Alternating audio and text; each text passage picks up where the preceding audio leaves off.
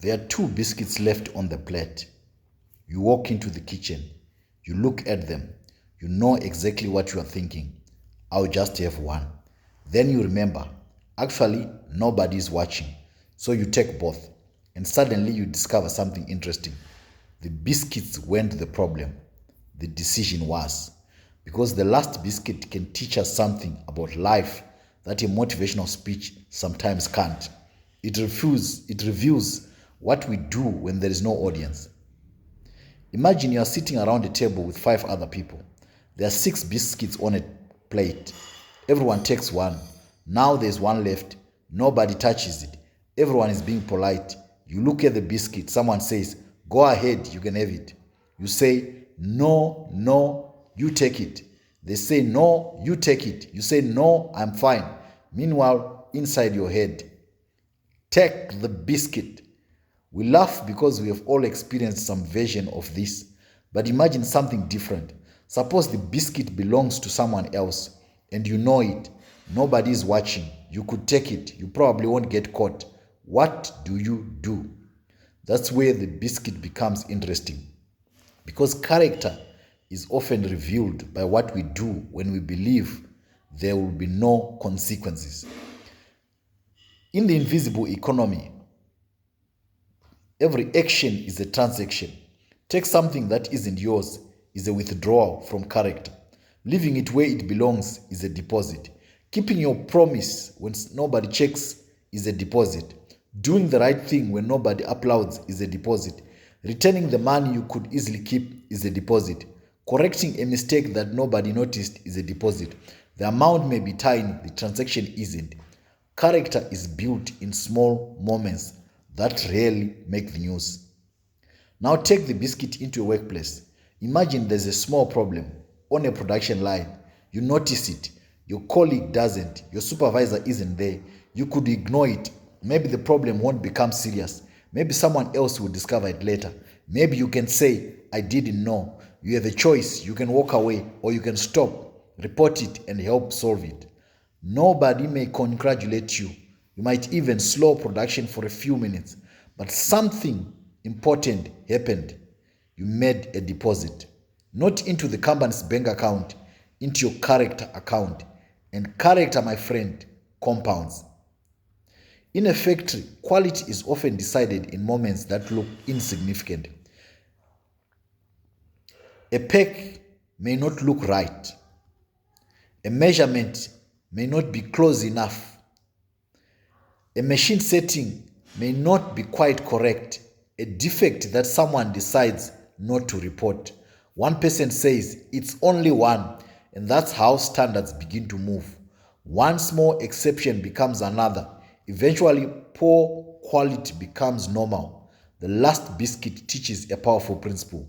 What you tolerate in small things eventually becomes what you accept in big things. Now take it home. Your child asks, "Daddy, can you play with me?" You say, "Later." Later becomes tomorrow. Tomorrow becomes next week. One day the child stops asking. There was no dramatic event, no explosion, no major argument, just thousands of tiny moments.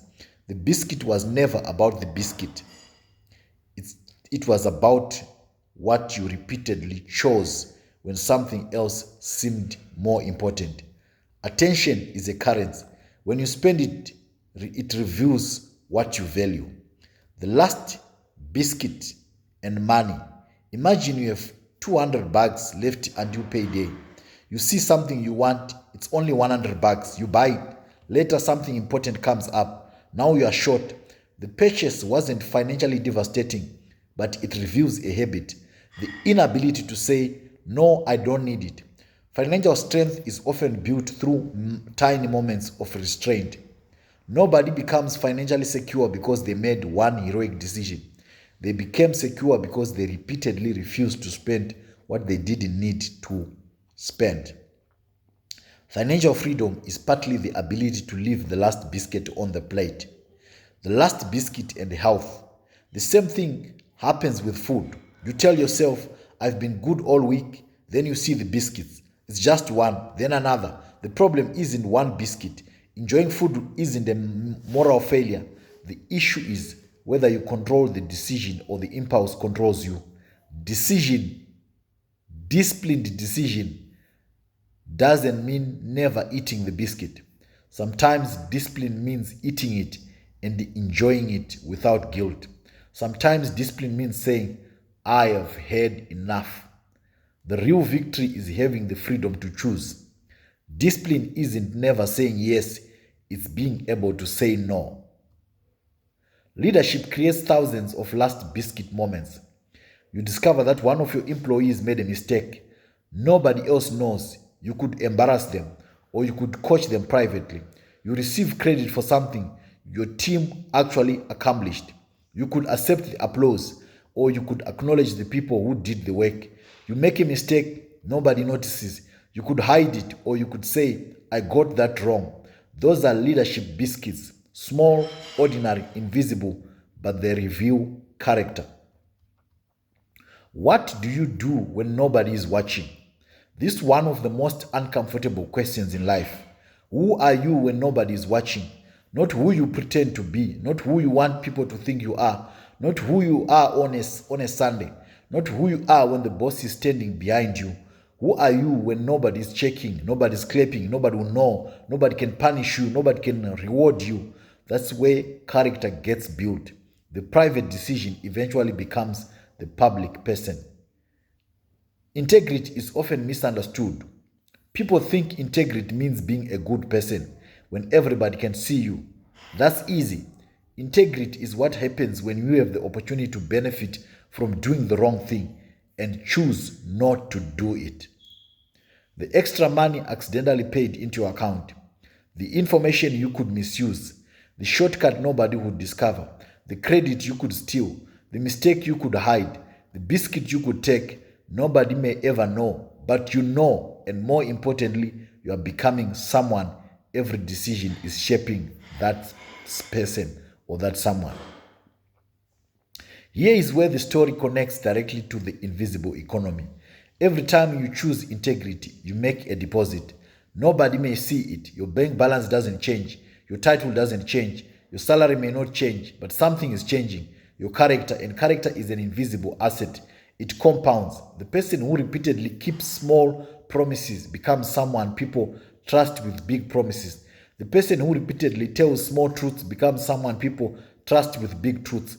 The person who repeatedly does the right thing in small matters becomes capable of doing the right thing when the stakes become enormous. Small choices train you for big moments. But what if I already took the biscuit? Here is the beautiful part. Maybe you have already made withdrawals. Maybe you have taken biscuits you shouldn't have taken. Maybe you have lied. You have wasted money. You have neglected people. You have taken shortcuts. You have compromised your standards. Don't turn one bad transaction into an identity. That's the secret. A mistake is a transaction. It doesn't have to become your lifestyle. Put the biscuit down. Make the apology. Correct the mistake. Retain what isn't yours. Repay what you damaged. Start making deposits again. That's why never miss twice belongs in the invisible economy. You don't need perfection. You need recovery. Here is an exercise you can try this week. For 7 days, look for your last biscuit moments. These are moments when nobody is watching. You could take a shortcut. You could avoid responsibility. You could spend unnecessarily. You could hide a mistake. You could break a promise. You could choose convenience over principle. When one appears, pause, ask, what kind of person does this decision train me to become? That's a better question than, can I get away with it? Because getting away with something isn't the same as getting ahead. The last biscuit will eventually disappear. Someone will eat it. That's not the point. The point is that life constantly puts little choices in front of us. Most of them don't look important, but they are rehearsals. The small decision prepares you for the big decision. The small compromise prepares you for the big compromise. The small act of courage prepares you for the big act of courage. The small deposit prepares you for the large balance. So the next time you see the last biscuit, smile because you have been handed a tiny lab for character and ask, what would I do if nobody knew? Then ask the more important question, who will I become if I keep making decisions like this? Because the last biscuit isn't really about the biscuit. It's about the person reaching for it. And every day you are becoming that person. Is that the person you want to become? That's the question for the day.